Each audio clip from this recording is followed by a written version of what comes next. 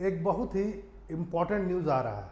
News ये है कि टर्की और पाकिस्तान के बीच एक डील होने वाला है और डील यह होगा कि टर्की अपना 5वीं पीढ़ी का फाइटर जेट पाकिस्तान को देगा। लगभग माना जा रहा है 65 देने की बात हो रही है और इसमें बहुत सारी बातें ऐसी है क्लॉजेज में कि माना जा रहा है टेक्नोलॉजी भी ट्रांसफ़र हो सकता है, कुछ चीज़ें असेंबल भी हो सकती हैं पाकिस्तान में। तो ये पाकिस्तान के लिए बहुत बड़ी बात है। वैसे मैं बता दूं भारत के लिए, जैसा कि आप जानते ही हैं कि टर्की से भारत का संबंध कभी अच्छा रहा भी नहीं है। सच्चाई है, यदि मैं कहूं कि एक बार आप सांप पर विश्वास कर सकते हैं लेकिन टर्की पर विश्वास नहीं कर सकते। टर्की को जैसे हाल ही में भूकंप आया, हमने बहुत मदद दिया, लेकिन उसके बाद पुलवामा अटैक हुआ हम पर, उसका भी निंदा नहीं किया। पाकिस्तान के साथ वह खड़ा नजर आया। चाहे कश्मीर मुद्दा हो, सीए हो, हमेशा शुरू से देखा गया है पाकिस्तान परस्त है। यहाँ पर टर्की को हमेशा इस्लामिक एकता नजर आता है और कहीं ना कहीं ये जो टर्की का झुकाव है पाकिस्तान और इस्लामिक एकता की तरफ, वह कहीं ना कहीं भारत और टर्की के बीच जो संबंध खराब लगभग हो ही चुके हैं उसको और भी खराब कर देगा। लोगों को लगता होगा कि शायद टर्की जो है नाटो का मेंबर है, पश्चिमी जगत है, तो बड़ा लिबरल होगा। सर लिबरल कुछ नहीं है। अब प्रश्न उठता है कि आखिर टर्की पाकिस्तान को क्यों चुना इस फाइटर जेट को देने के लिए, और पाकिस्तान ने टर्की को क्यों चुना। उसके पास एक चॉइस तो था कम से कम चीन के रूप में, J20। तो यहां पर बहुत बातें हैं, जरा उस पर आते हैं। पहले इस चीज को समझिए, वो यह है 15 बिलियन का डील होने वाला है। 5वीं पीढ़ी का है, कान नाम है इसका, KANN नाम है। वाजिब बात है, 5वीं पीढ़ी का है तो स्टील्थ होगा, यानी रेडार से बच सकता है, अदृश्य होने की इसमें क्षमता है, गुप्त अभियान कर सकता है, उन्नत इलेक्ट्रॉनिक युद्ध में यह शामिल हो सकता है। कई सारी बातें हैं। जैसा दावा किया जाता है कि F-35 हो, चाहे J20 चाइना का हो या Su-57, ये कुछ 5वीं पीढ़ी के फाइटर जेट्स हैं। उसी की श्रेणी में कान को भी रखा जाता है। लेकिन यहाँ पर इस बात को जान लीजिए, वो यह है कि F-35 को दुनिया ने बैटल फील्ड में देख चुका है। और रही बात Su-57, निसंदेह रसिया का है, कई जगह उसने इसको ऑपरेट भी किया, अच्छी टेक्नोलॉजी मानी जा रही है। J20 पर भरोसा कम किया जा सकता है, चाइना का है, लेकिन चाइना दावा करता है कि वो 5th जनरेशन का है और ज़बरदस्त प्रोडक्शन कर रहा है। तो प्रश्न उठता है कि चीन उसका सबसे अच्छा दोस्त, तो चीन से क्यों नहीं लिया। देखिए, चीन बाकायदा पाकिस्तान के साथ मिल करके पाकिस्तान में असेंबल करता है J-17 थंडर को, जो 4th जनरेशन का फाइटर प्लेन है। तो प्रश्न है कि जब वो 4th जनरेशन का कर ही रहा है तो 5th क्यों नहीं कर रहा है। यहां पर चीन को पाकिस्तान पर भरोसा नहीं है। उसे लगता है कि ये टेक्नोलॉजी कहीं ना कहीं पाकिस्तान से लीक हो जाएगी, चाहे वह किसी भी द्वारा से हो, और भारत तक पहुंच सकती है या अन्य देशों में पहुंच सकती है। तो चीन पाकिस्तान पर भरोसा नहीं कर रहा है। तो प्रश्न उठता है कि टर्की क्यों। देखिए, टर्की को खरीदार चाहिए अभी फिलहाल, और वह दिखाना चाहता है विश्व को, कम से कम पश्चिमी जगत को, कि हम तुम्हारे बगैर भी हम आगे बढ़ सकते हैं, और देखो मैंने कैसा फाइटर जेट बनाया है जो विश्व के कई देश ले रहे हैं। वाजिब बात है, टर्की को इससे अपर हैंड मिलेगा, कम से कम उसका कद बढ़ेगा पश्चिमी जगत में, क्योंकि नाटो का मेंबर होने के बावजूद भी वह पश्चिमी देश का कभी नहीं रहा, सगा नहीं रहा। अब आइए आगे कुछ और बातों को जरा देखें और समझें इस बात को। वो यह है कि पाकिस्तान को, जैसा मैंने कहा कि आवश्यकता क्यों, क्योंकि देखो उसके पास पुराना F-16 उसके पास पहले से मौजूद है, अमेरिका ने दिया था, और अब वह JF-17 थंडर का बना रहा है, लेकिन दोनों ही 4th जनरेशन के हैं। यहां पर इस बात को भी जानिए, एक ऑप्शन अमेरिका भी, अमेरिका भी तो दे सकता था, चलो टेक्नोलॉजी ट्रांसफर वो किसी को नहीं करता है, सोर्स कोड वो किसी को नहीं देता है, लेकिन वह F-35 दे सकता था। तो यहां पर अमेरिका की मंशा साफ है। देखो, ऑपरेशन सिंदूर में काफी बेइज्जती हुई अमेरिका की। विश्व ने लगभग इस बात को मान लिया है कि ऑपरेशन सिंदूर में भारत ने जो उसका 16 है उसको गिराया है। तो अमेरिका को लगता है कि पाकिस्तान हैंडल नहीं कर पाता है, और यदि F-35 को हैंडल नहीं कर पाया और बैठे बैठाए कहीं मार दिया भारत ने, तो जो बची कुछ अमेरिका की इज्जत है ईरान वॉर में तो ऐसे भी समाप्त हो गई है, वह भी समाप्त हो जाएगी पाकिस्तान के चक्कर में। क्योंकि कोई वेपन ले लेना अलग बात है और उसको सही ढंग से चलाना अलग बात है। अमेरिका को उसको बेचना है विश्व के कई देशों में, कई देश उसके खरीदार हैं, कई देशों को वो दे रखा है, लेकिन पाकिस्तान पर अमेरिका इतना विश्वास नहीं करता है, और वह जानता है कि कहीं ना कहीं ये गलती करेंगे और इसका खामियाजा उसको एक्सपोर्ट में भी उसके एक्सपोर्ट गिर सकता है और बेइज्जती से होगी सो अलग बात। आगे कुछ और बातों को भी समझे, वो यह है, वाजिब बात है, तुर्की दावा करता है कि देखो मैं इसमें उन्नत रडार लगा रखा हूँ, मैं इसमें जो मिसाइल यूज़ हुआ है वह लंबी दूरी तक मार कर सकता है, ये सब बातें कही गई।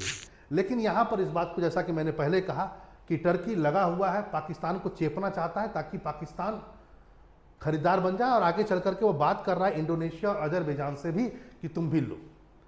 यहाँ पर आप इस बात को भी जानिए कि इस्लामिक एकता से ज़्यादा यहाँ पर इस बात को भी जानना होगा आपको कि पाकिस्तान को पहला चॉइस क्यों रखा, क्योंकि देखो इंडोनेशिया भी है एक इस्लामिक मुल्क, पहले उसको नहीं दिया गया, पहले पाकिस्तान को क्यों दिया गया। आप कहेंगे सर पाकिस्तान को कोई भी कोई चीज़ दे सकता है, ऐसा नहीं है सर।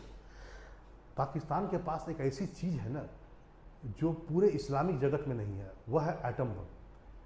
विश्व में आपको मालूम है मैक्सिमम कंट्रीज जो है वह इस्लामिक कंट्री है, यानी कि मुस्लिम देश हैं, लेकिन उन सारे मुस्लिम देशों में सिर्फ एक देश पाकिस्तान है जिसके पास एटम बम है।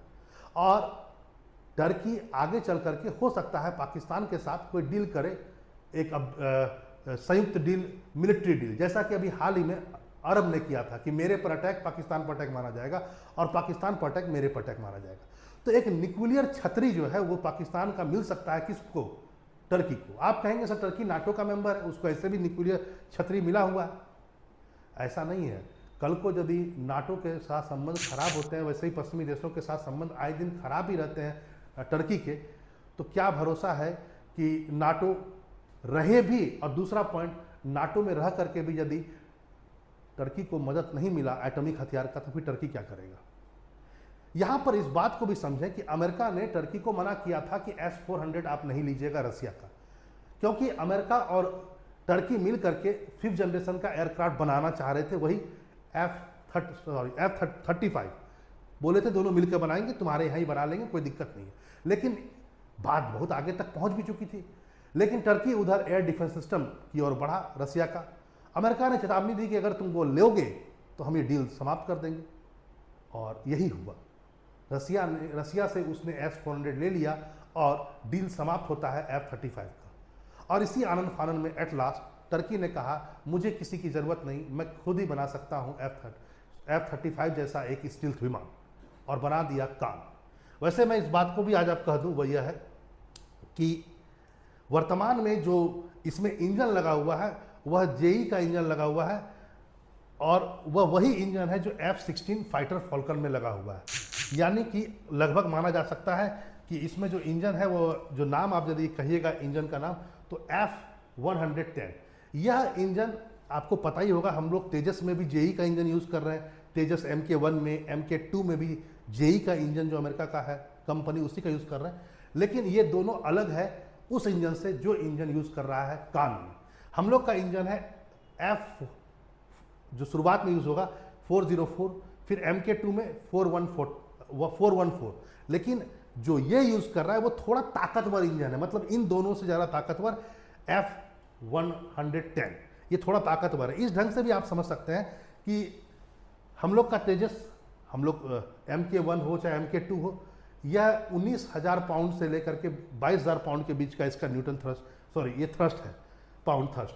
वहीं आप देखेंगे कान का थ्रस्ट जो है, 2 इंजन वो यूज़ कर रहा है, 60 के आसपास है उसका थ्रस्ट।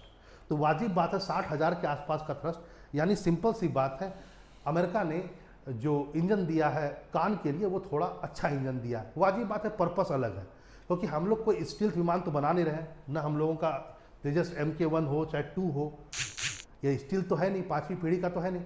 लेकिन जो भी विमान 5वीं पीढ़ी के होते हैं उसके इंजन स्ट्रॉन्ग खोजता है, क्योंकि उसको ज़्यादा पेलोड लेके जाना है, हायर टेक्नोलॉजी का यूज़ होता है, तो ऑब्वियस सी बात है। लेकिन यहाँ पर कुछ बातों को आप ज़रा देखिए और आपको समझ में आएगा। ये तो जग जाहिर है कि विश्व में सबसे अच्छा यदि आज के तारीख में स्टील्थ विमान और 5वीं पीढ़ी का विमान माना जाता है तो F-35 अमेरिका का। लेकिन यदि आप इसका थ्रस्ट की बात करेंगे तो आपको दिखेगा कि एक पहले तो सिंगल इंजन है और थ्रस्ट जो है वो 43,000 के आसपास में है, यानी ये कान से कम है। और SU यानी कि रसिया वाला जो डुअल इंजन यूज़ करता है वो 70,000 का पाउंड है। इस पे आइए जेई का, ये अपना इंजन यूज़ करता है, चाइना, रसिया भी अपना इंजन यूज़ करता है। ये 65 से लेकर डुअल इंजन है और 65 से लेकर के 80,000 के बीच में है। तो यहाँ पर आपको दिखेगा कि यस सर, इंजन किसी भी चीज़ का ताकतवर जितना होगा प्लेन भी उतना अच्छा होगा। तो वाजिब बात है, यहाँ पर तो सबसे अच्छा चाइना और क्या कहता है रसिया का लग रहा है, और उसके बाद कान का लग रहा है। तो फिर क्यों F-35? सर सुनिए, यहाँ पर एक बात समझना होगा। रसिया जो है और चाइना जो है, रसिया के ही नक्शे कदम पर चाइना चल रहा है। दोनों स्पीड पर भरोसा करते हैं, और यदि आपको स्पीड चाहिए ज़्यादा तो आपको हायर थ्रस्ट का आपको इंजन लगेगा, इसमें कोई बात नहीं। वहीं अमेरिका कहता है कि नहीं, यदि हम हायर थ्रस्ट का इंजन लेंगे तो मेरा स्टील टेक्नोलॉजी डिस्क्लोज हो सकती है, एक्सपोज हो सकता है, क्योंकि अमेरिका का मानना है कि इंजन यदि ज़्यादा गर्म होगा तो रेडार पकड़ सकता है, उसकी गर्मी के द्वारा उसी पूरे एयरक्राफ्ट को पकड़ सकता है। तो अमेरिका चाहता है कि वो ऐसा इंजन यूज़ करे जो ताकतवर तो हो लेकिन वह स्टील को प्रॉपर ढंग से चला सके, यानी कि दुश्मन से छीन सके। इसके लिए इंजन का कम गर्म होना जरूरी है। लेकिन वहीं रसिया का और चाइना का, और यदि आप देखेंगे तीनों का, आप देखेंगे स्पीड ज़्यादा है। इसलिए कहीं ना कहीं लोग इस बात को मानते हैं, यदि आप स्पीड ज़्यादा रखेंगे इंजन ताकतवर करके, चाहे डुअल इंजन से हो चाहे सिंगल इंजन से ही क्यों ना हो, तो इससे एक्सपोज हो सकता है रेडार के सामने। क्योंकि यदि इंजन ज़्यादा गर्म होगा, स्पीड कीजिएगा, इंजन गर्म होगा तो इंफ्रारेड रेडिएशन होता है और उसके बाद उसको रेडार पकड़ सकता है। और इसलिए आप जरा गौर कीजिएगा, जहां रूस और चाइना स्पीड पर भरोसा करता, देखिए इनका लगभग 2 मैक, इनका भी 2 मैक है, रूस का और चाइना दोनों का 5th जनरेशन वाला। वहीं कान जो है वो 1.8 मैक है, लगभग समान है। लेकिन अमेरिका का F-35 जब आप देखेंगे तो स्पीड आपको सिर्फ मैक दिखेगा, यानी 1 मैक, क्योंकि अमेरिका स्पीड पर नहीं स्टील टेक्नोलॉजी पर भरोसा कर रहा है। चलिए, यहाँ पर तो आपने समझा इस बात को कि एक ज़बरदस्त न्यूज़ सामने में आ रहा है, और जैसा कि मैंने आपसे कहा कि टर्की कभी नहीं भारत का मित्र रहा है, और एक बार आप सांप को पर विश्वास कर सकते हैं, टर्की पर विश्वास नहीं कर सकते। और जिस ढंग से टर्की आगे निकल करके, चीन से भी आगे निकल करके अब 5th जनरेशन वाला देना चाहता है पाकिस्तान को, और साथ साथ टेक्नोलॉजी ट्रांसफ़र से साथ साथ असेंबलिंग की भी बात की जा रही है, तो वाजिब बात है भारत और टर्की के बीच संबंध अब और भी बद से बदतर होंगे। आपकी क्या राय है जरूर कमेंट बॉक्स में लिखिए। फिर मिलते हैं ऐसे इंफॉर्मेटिव वीडियो के साथ। नमस्कार। ये थी आज की वीडियो। अगर आप पाकिस्तान पर भारतीय मीडिया का रिएक्शन देखना और सुनना चाहते हैं तो वी रिएक्शन चैनल को सब्सक्राइब करें और बेल आइकन को प्रेस करें ताकि नए आने वाली वीडियो का नोटिफिकेशन मिल सके। इसके अलावा आप अपने टिकटॉक और फेसबुक को भी फॉलो कर सकते हैं। नेक्स्ट वीडियो के लिए मिलते हैं। अल्लाह हाफिज़। पाकिस्तान जिंदा।